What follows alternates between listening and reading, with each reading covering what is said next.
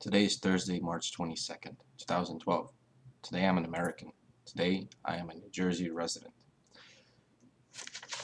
On March 20, it was 20, let me just double check the dates. Today's the 22nd, 20, on the 20th, yes, on the 20th of March, I received a letter from Palisades Park Municipal Court Automated Enforcement Program. 275 Broad Avenue, Palisades Park, New Jersey 07650.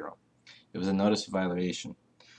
Apparently, my car ran a red light camera that was implemented in Palisades Park a few months ago, and it's very interesting. I can look at the photos, and there's a video of it that I'll get to putting it together and make it really nice. But there's a problem.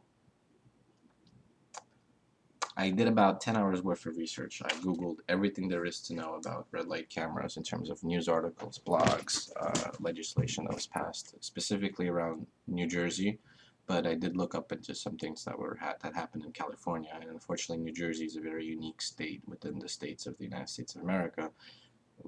Everything is done here a little bit differently than everywhere else, and much like I'm already guilty, it's my job to prove I'm not guilty.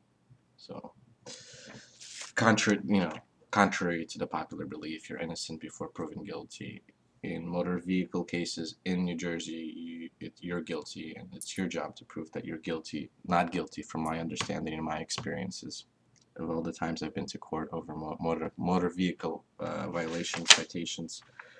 And I've had many cases where I felt something was wrong, and I just did not have enough courage or strength to actually pursue the not guilty. And with this, I'm thinking to pursue it under a few angles. There's a few problems with this. First of all, I don't remember if that was me driving it, but it doesn't matter, because according to the bill, I looked it up, it doesn't matter who was driving. The person that's responsible for the citation of the $85 in this case is the registered owner, and unless their car was basically stolen, then that's the only way they would be cleared of it. But it's on their burden, according to the bill, to, if it was my friend, for instance, driving, I don't remember, then it would be me going after my friend, telling him, hey, you have to pay me back this money, or taking him to court, and the bill gives me that power where I can sue him for that. This happened on 2/15/2012, so this happened on February 15th, probably 3 a.m. So it was pretty much Valentine's night. What's the problems with this? Well,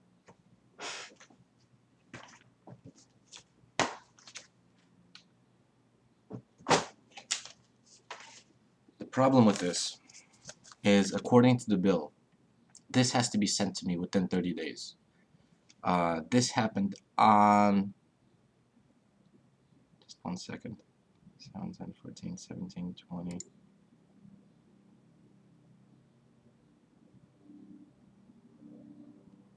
This happened on the 15th. This came to me 35 days later. So that's the first thing that's wrong with it. It was supposed to be sent to me within 30 days. So if they postmarked it on the 16th, that would make it, let me just count for a second, 4, 7, 11, 15, 31 days. So still, it wasn't sent to me within 30 days that is required by the bill. To my knowledge, I've read the bill that made this law possible. Not law possible, but this citation. This is a pilot program within the state of New Jersey. There's only a few municipalities that are doing it, and it's being managed. It's being managed by the Department of Travel, I believe, DOT. It's an experimental pilot program, only for 5 years, in accordance with the law, the bill that was passed within the state of New Jersey. The second thing that's wrong with it is, Now this is very interesting, and this would go on with my second thing that I was gonna, my second issue with something like this. According to the bill, this is what's written. I'm gonna read it to you.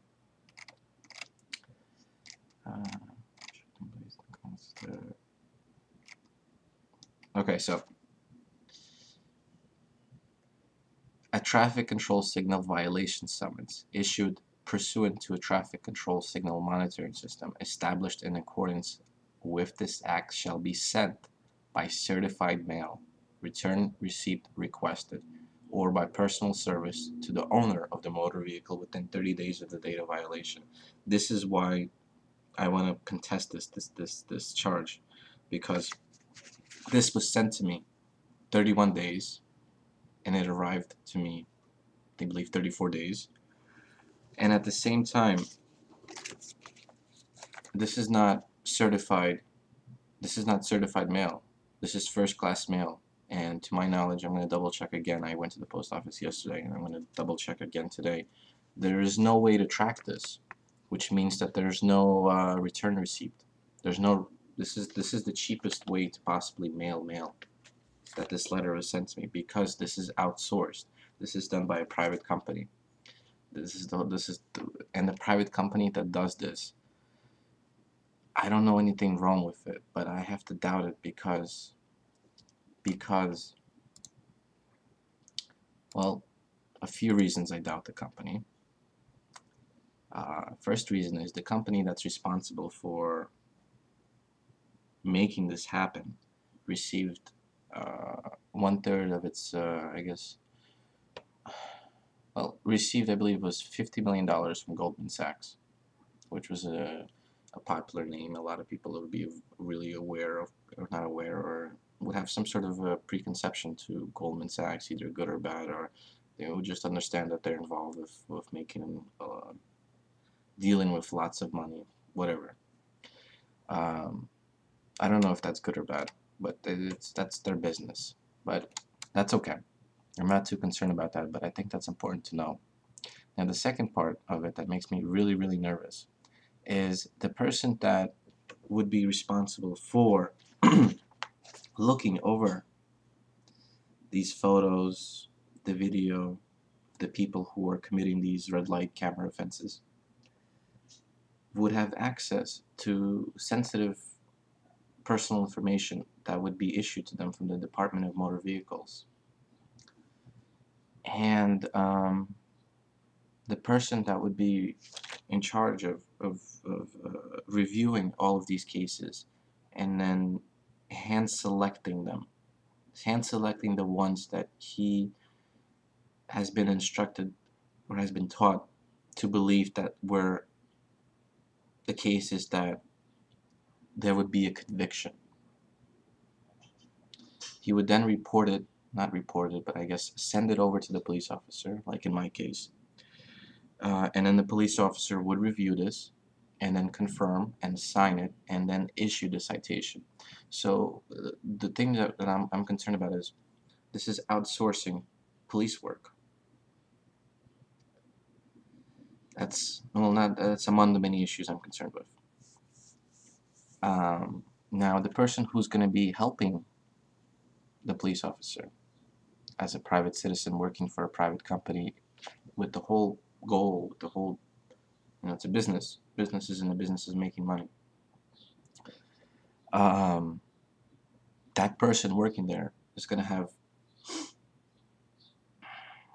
the opportunity for sensitive information that, according to my different type of research that I've done, or I've just been aware of over the growing number of years in the United States, the rise of identity theft and fraud associated with identities has been going up, much like recently in the cases of what's happening in Florida, where I believe, there was a congressional hearing about this. There was a lot of money being stolen from the IRS as people were using other people's identities to file tax returns. And there were some cases that were made public, national media picked up on them, where when inmates within jail were receiving Social Security checks. So there's a few issues with this that I believe they need to be addressed, because this company that's in charge of doing this is in the business of making money. That's why they're a business. They're not a non-profit organization, and they're not a group of people pulling in their time, money, and energy together to create some sort of a social good. So this is a business for them. This is, unfortunately, this is how it is. And another thing, I also read a bunch of blogs and a bunch of articles. I also took note of reading every single comment, so I embodied within myself a lot of people's different opinions, or at least I took note that there were a lot of different people coming from a lot of different positions, and they have a lot of different opinions on something like this. Of course, people say, outside of everything I just said, you know, don't break the law, you don't have to worry about something like this. Okay. You know, something like this I can see can reduce people running the red light. Let me back a little bit and explain something like this. Well, according to the data, the statistics, about 890 people a year die from people getting into car accidents because there was a red traffic light and they decided to. This is what this is all about.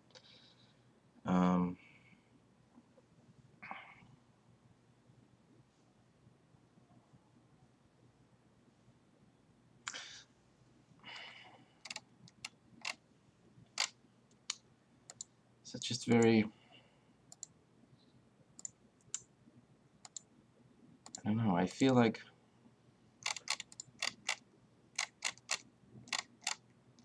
well, first of all, I have a right, not just a right, I have an obligation to doubt something like this, and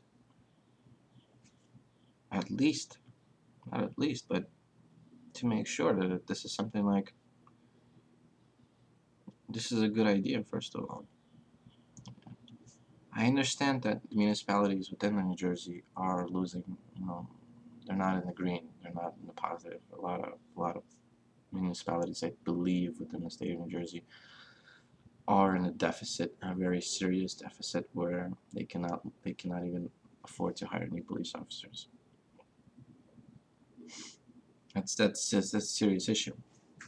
And with this program, there is a lot of revenue that the town can make, the municipality can make, because it's very little work that needs to be actually done. It's all automated. Like in this case, I read about Palisades Park. I'm not sure where this information came from, but since I believe the program began a few months ago, I cannot be certain to confirm that, but let's just say it began a few months ago, they already generated $100,000 from this program. That's pretty good then. But just the way that it's just designed, it's just very, first of all, this is the very least, this is a standard, there's a lot of personal information on here, but this is a standard. I'm looking at this letter. I mean, I'll make another video of it, maybe more of just technical terms. This is a professional, not a professional, but this is a standard New Jersey ticket here. One of the things that's written on a standard New Jersey ticket is plea of not guilty. If you want to plead not guilty, you must notify the court at least 7 days before your scheduled pay date, or it may be necessary for you to make additional court appearances. So my scheduled pay date was 3/19/2012. I received this letter on 3/20/2012. In order for me to have that seven days, at least 7 days to notify the court, passed way before I even received this ticket. So the way that it is designed is for the person to receive this and immediately pay without having to think about it. I just feel like it's, in a way, it is a con. It doesn't give you the opportunity a fair opportunity to give yourself the time to really think about it. Like in my case, I just honestly just took the time to think about it. I spent a lot of time researching this. It just in a way coerces you into you're really guilty, just pay the ticket and don't worry about it. There's something wrong with that. I think you shouldn't have to do that. Just eliminates the whole. I mean, why even bother having court? Just have everything done on the webcam.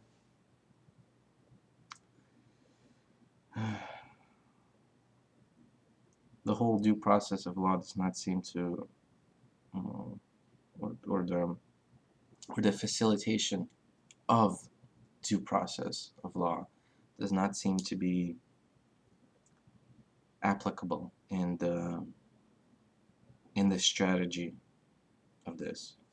It just, I don't know. What this, I think, serves some good though, because this program is this is an experimental thing that's happening within the state. This is not a final cut and dice. This is not, um, like the Department of Travel is gathering a lot of statistics from all the municipalities in terms of revenues, if there are decreased, if the number of people who are responsible, who are committing these offenses, the number of people who are committing these offenses start to decrease. That's a good sign.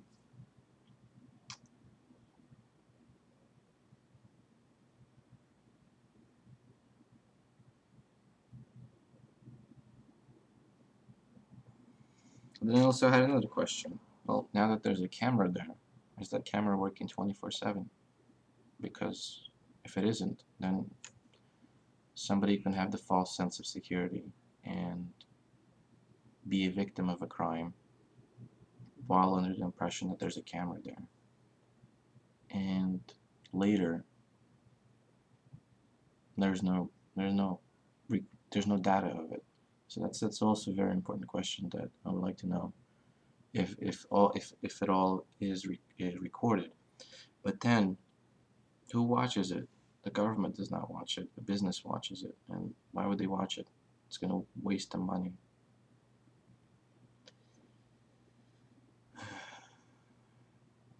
This goes along with, I have this very serious, not fear, but belief that at some point or another,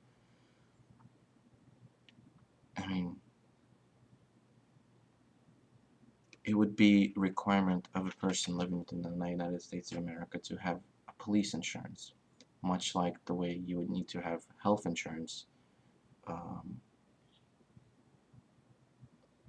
more or less, for medical care.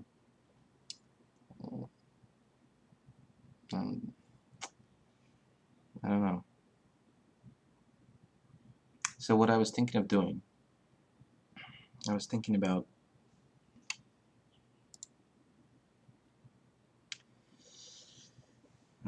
going to a lawyer and finding out from him, getting like a free consultation, and find out if there is some type of, actually, what do I say when there's a local citation that does not comply with the rules of the state law? Do I just simply say this is unconstitutional? If so, then I would like to know that. But I'm thinking about, yeah, just going through with this,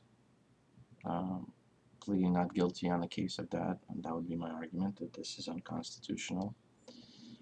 And then, whether I win or lose, it is created. And then I still wanna again go double check this and verify this, because just if this is done from the start of this program, then a lot of people got screwed over, because, well, I believe that when a law is created, it has to be followed, absolutely to the letter of the law. So there's no, I don't think law should be a telephone game. On a level of federal, state, county, local, it shouldn't be a telephone game. The president goes something, then the states go something else, the counties go something else, and then the local towns go something else. It shouldn't be a telephone game. Everything should be a direct linear line for the most part, unless there is room to improve and make better. But it just this something like this just opens up to bigger problems. I mean, in all essence, this is not a really big deal, but this sets a precedent for different things like this. It just breaks the whole, why, if indeed this was the cheaper way of sending this to me, instead of going by the letter of the law and by going by with how things are done, personal, not personal, but sensitive government court related documents are designed to be sent a certain way, so when something like this does not arrive to the person does not go to jail for not knowing about it, because then they will see, you know what, oh, wait a second, it actually did not make it to this person, because there's no record of it going to the person.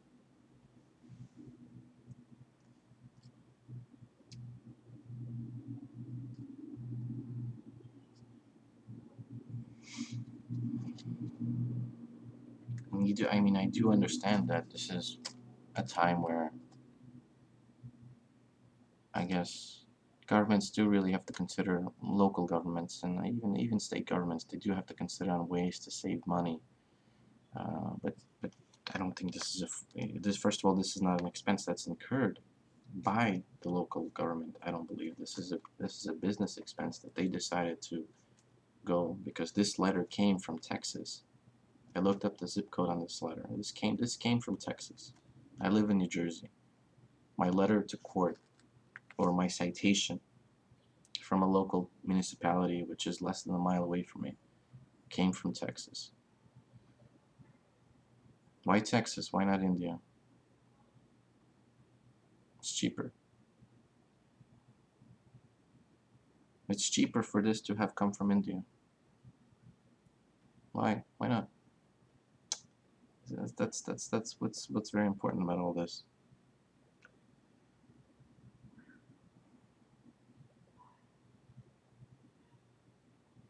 Why not just have the whole court in India or China, and then have me go on a webcam and speak to them? Much cheaper that way.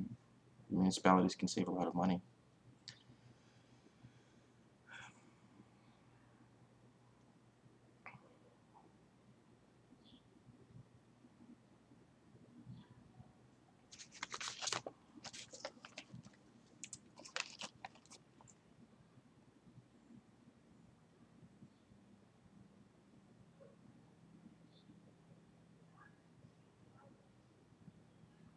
Anyways, I wanted to keep this very short and technical and kind of create like